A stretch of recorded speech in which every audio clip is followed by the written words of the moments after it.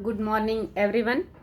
This is our lesson 21 Statements in Past Time English Speaking Course. Last व्हिडिओमध्ये आपण statements in present time किंवा present statements असं बघितलं की समजा प्रेझेंट टेन्समध्ये आपल्याला जे दिसतंय आणि त्याचं आपल्याला वर्णन करायचं आहे की कुठे काय आहे, कसं आहे. जसं की दिस इज अ पेन आहे की नाही, दिस इज अ पॉइंटेड पेन असं आपण म्हणू शकतो. तर या सगळे सब्जेक्ट कोणते घ्यायचे आणि त्याचा अर्थ काय हे सगळं आपण बघितलं आहे. त्यामुळे आता आपण डायरेक्ट याचे काय करणार आहेत, स्ट्रक्चर्स कसे आहेत आणि ते कसे यूज करायचे एवढंच बघणार आहेत. सब्जेक्ट कोणते आहेत वगैरे आपण हे लास्ट व्हिडिओमध्ये बघितलेले आहे. मग आता काय करायचं आहे, याचं स्ट्रक्चर कसं असेल, subject plus was were plus noun हे एक असेल, subject plus had plus noun हे एक असेल, किंवा subject plus was were plus adjective असं असेल. जसं की आपण प्रेझेंटमध्ये पण बघितलं होतं, subject plus am is are घेतलं होतं, त्याऐवजी या इथे वॉज वेअर घ्यायचं आहे. आणि सब्जेक्ट प्लस हॅव किंवा हॅज घेतलं होतं प्रेझेंटमध्ये, तर इथं आपल्याला हॅड घ्यायचं आहे प्लस नाऊन. आणि subject plus was were plus adjective असं पण आहे, जसं am is are plus adjective तसं वॉज वेअर प्लस ॲडजेक्टिव्ह. या पद्धतीने याचे स्ट्रक्चर्स राहतील आणि त्याचे अर्थ काय होतात हे आपण बघूया. याचा उपयोग काय होतो तर for describing place, person, thing in past time. आता हे जर प्रेझेंट टाईममध्ये असं स्ट्रक्चर आहे, फक्त हेल्पिंग वर्ब्स बदलले की ते प्रेझेंट टाईम होतो, आणि हेल्पिंग वर्ब्स पास्टमधले घेतले की पास्ट टाईममध्ये डिस्क्राईबच करायचं, पण पास्टमधलं डिस्क्राईब करायचं. आणि हे परत फ्युचरमध्ये घेतले की काय होईल, ते फ्युचरमध्ये त्याचं डिस्क्रिप्शन करण्यासाठी, वर्णन करण्यासाठी, डिस्क्राईब करण्यासाठी त्याचा उपयोग होतो. आता आपण बघूया one by one example. I was student. बघा, subject plus was plus noun, subject was noun. I was student, मी विद्यार्थी होते. प्रेझेंटमध्ये काय म्हणतो आपण, आय ॲम स्टुडंट, मी विद्यार्थी आहे. विद्यार्थी, विद्यार्थिनी असं. तर स्टुडंट हे काय आहे, नाऊन आहे, त्यामुळे हे झालं I was student as plus was or वर प्लस नाऊन. आयच्या ऐवजी असं घेतलं दे, तर इथे येईल वर, दे वर स्टुडंट्स, ते सर्वजण विद्यार्थी होते. म्हणजे आता नाही आहेत, आता ते कोण आहेत, समजा आता ते एम्प्लॉई आहेत, किंवा ते कोण आहेत आता, इंजिनियर्स आहेत वगैरे, या पद्धतीने. नेक्स्ट सेंटेन्स बघूया आपण. He was naughty in his childhood. आता या ठिकाणी आपण काय केलेलं आहे, नाऊन घेतलेलं नाही आहे, नाऊन घेतलेलं नाही आहे. ही वॉज नॉटी, ॲडजेक्टिव्ह घेतलं आहे, S plus was were plus adjective. He was naughty, she was beautiful, म्हणजे ती आता नाही आहे असं त्याचा अर्थ होतो. इन हिज चाइल्डहूड हे मिनिंगफुल करण्यासाठी घेतलेलं आहे आपण. He was naughty in his childhood, तो बालपणी खोडकर होता.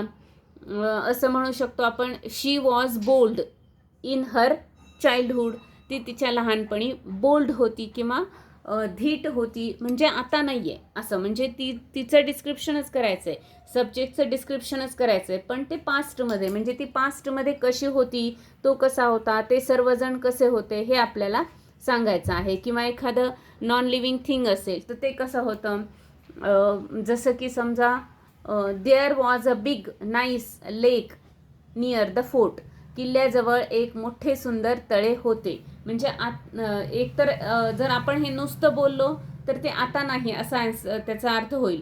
पण आपल्याला जर रिपोर्ट करायचा आहे, म्हणजे जे आपण बघितलं की आपण समजा एखाद्या नेचरच्या ठिकाणी आपण नेचर व्ह्यू बघायला गेलो, किंवा एखाद्या फोर्टला व्हिजिट केली, आणि मग त्या फोर्टच्या जवळ काय होतं आपल्याला सांगायचं. आल्यावर आपण काय सांगतो की तिथे काय होतं, एक तळं होतं, मग तिथे जाताना एक छोटीशी पायवाट होती, ते पास्टमध्ये सांगतो. तसंच हे पास्टमधले डिस्क्रिप्शनचा उपयोग कशासाठी होतो, तर रिपोर्टमध्ये आपल्याला ते मध्ये मध्ये यूज करता येतात. जसं मराठीत बोलताना आपण सांगतो की आम्ही तिथे पोहोचलो आणि तिथे एक मोठे तळं होतं. तर वी रिच्ड देअर, म्हणजे हे झालं simple past tense. We reached there and there was a big nice lake near the fort. म्हणजे याचा उपयोग आपण कशासाठी करू शकतो, रिपोर्टमध्ये. त्यानंतर आणखी एक सेंटेन्स बघूया. That was the office of LIC before 10 years. आता कुठेतरी आपण फ्रेंड्ससोबत गेलो आणि तिथं दिसतंय आपल्याला, तर मग आता नाही आहे, पण 10 वर्षापूर्वी ते LICचं ऑफिस इथं होतं, आता तिथं नाही आहे.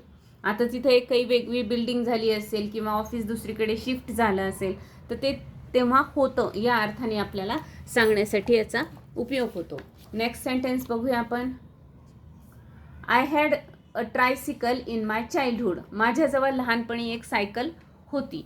We had many trees like mango, neem, lemon before construction of this building. ह्या बिल्डिंगच्या कन्स्ट्रक्शनपूर्वी किंवा हे इमारत बांधण्यापूर्वी आमच्याकडे आंबा, लिंब, लिंबोणी अशी खूप झाडे होती, आता नाही आहे, या अर्थाने पण वापरता येईल. आणि आपल्याला जर आपण कुठे व्हिजिट करून आलो आहे तिथलं आपल्याला डिस्क्रिप्शन, समजा आपण मॅरेज फंक्शनला गेलो तर तिथे सांगायचं आहे आपल्याला, तर मग there were many dishes placed on the table. तिथे खूप वेगवेगळ्या different types of dishes of food ठेवलेल्या होत्या, हे पण सांगू शकतो आपण. म्हणजे रिपोर्टमध्ये पण यूज होईल आणि जी गोष्ट आत्ता नाही आणि पूर्वी होती यासाठी पण याचा उपयोग आपल्याला होतो. फक्त याची आपल्याला प्रॅक्टिस करावी लागणार आहे आणि त्यासाठीचं होमवर्क आहे, write down 50 meaningful sentences having different subjects different घ्यायचे आहेत. जसं मी देअर वेअर म्हणलं, that was, this was, those were, या पद्धतीने वेगवेगळे घ्यायचे subjects. Having different subjects, real or imaginary. आपल्याला हे सेंटेन्स रिअल बनवायचे आहेत किंवा इमॅजिनरी पण बनवायचे आहेत.